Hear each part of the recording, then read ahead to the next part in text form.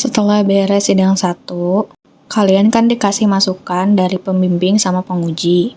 Nah, masukan-masukan yang kalian dapat itu dimasukin ke tabel kayak gini.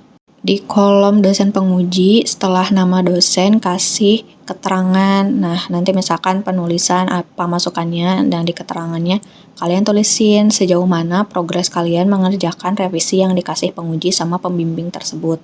Semua revisian diusahain udah selesai beberapa hari sebelum mau daftar sidang 2 atau batas terakhir pendaftaran sidang 2. Setelah kalian ngisi tabel-tabel masukan dari penguji dan pembimbing juga ngelakuin revisi, kalian kontak para penguji buat minta tanda tangan di lembar keterangan telah selesai pengujian sidang 1. Kalian juga minta tanda tangan pembimbing buat di lembar pengesahan sama keterangan kalau udah melakukan sidang 1. Tanda tangan ini juga kalian minta ke Kaprodi. Sebelum kalian minta tanda tangan, kasihin lembar masukan ini sama hasil revisi ke penguji sama pembimbing. Nanti mereka ngecek progres yang kalian tulisin di keterangan sama hasil tesis yang kalian bikin. Ada kemungkinan juga mereka ngasih masukan terakhir sebelum kalian daftar sidang 2. Kalau lembar pengesahan sama lembar keterangan sudah diuji sidang 1, udah ditandatangan sama penguji sama pembimbing, kalian siap buat daftar sidang 2. Kalian ke website ini terus ke bagian pengajuan ujian tahap 2. Kalau kalian belum bisa ngajuin ujian tahap 2 dan statusnya belum lulus sidang 1 ya, kalian kontak dosen penguji sama dosen pembimbing buat nanyain apakah mereka sudah upload nilai kalian atau belum. Barangkali mereka lupa buat upload nilai. Kalau mereka bilang udah upload malam atau sore yang udah di luar jam kantor, di hari berikutnya kalian tanyain ke prodi kalian. Di jam kerjanya ya, jam 7 gitu. Karena ada kemungkinan emang prodinya belum memverifikasi nilai yang udah diupload. Hal ini terjadi karena dosen ngasih nilai di luar jam kantor. Dan prodi biasanya ngasih verifikasi di hari esok di jam kerja. Kalau kalian udah bisa buka pengajuan ujian tahap 2, kalian masukin judul yang atasnya tuh pakai bahasa Indonesia, yang bawahnya pakai bahasa Inggris. Judul tesis kalian ya. Kalau ada perubahan judul, sesuaikan sama masukan dari penguji dan pembimbing. Setelah itu, kalian lengkapi dokumen yang harus diupload. Yang pertama, halaman pengesahan tesis.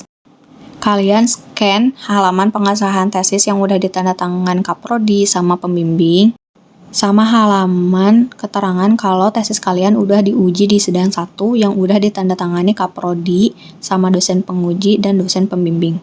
2 halaman ini di-scan, terus gabungin, save dalam bentuk PDF, terus di-upload. Dokumen kedua yang harus di-upload itu pembayaran wisuda.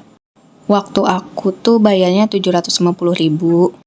Buat nomor rekening tujuan pembayarannya bisa tanyain ke prodi masing-masing. Nah, bukti pembayarannya kalian screenshot atau foto, terus ubah ke bentuk PDF, baru di-upload. Dokumen ketiga yang harus diupload itu pas foto ukurannya 3x4. Di fotonya harus kelihatan bahu. Buat cowok harus difoto dengan berjas dan berdasi. Buat cewek yang gak pakai hijab harus pakai kebaya dan disanggul. Kalau yang pakai jilbab gak usah disanggul sama gak usah pakai kebaya, tapi harus kelihatan bahu. Cuman kemarin pas aku nanya-nanya teman yang udah lulus, mereka tuh difoto pakai jas sama pakai kerudung, kayak formal aja gitu pas mau ujian. Dokumen keempat yang harus diupload itu bebas pinjaman buku. Kalian buka link ini, terus lengkapin formulir yang ada dan upload dokumen yang dibutuhin. Ingat ya, pembuatan keterangan bebas pinjam ini cuma bisa dilakuin 1 kali.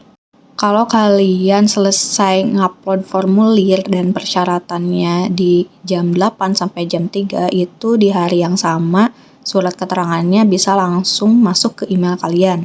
Tapi kalau kalian ngisi formulir sama upload persyaratannya itu lebih dari jam 3, surat keterangannya bakal jadi di hari berikutnya di jam kerja ya, di hari kerja.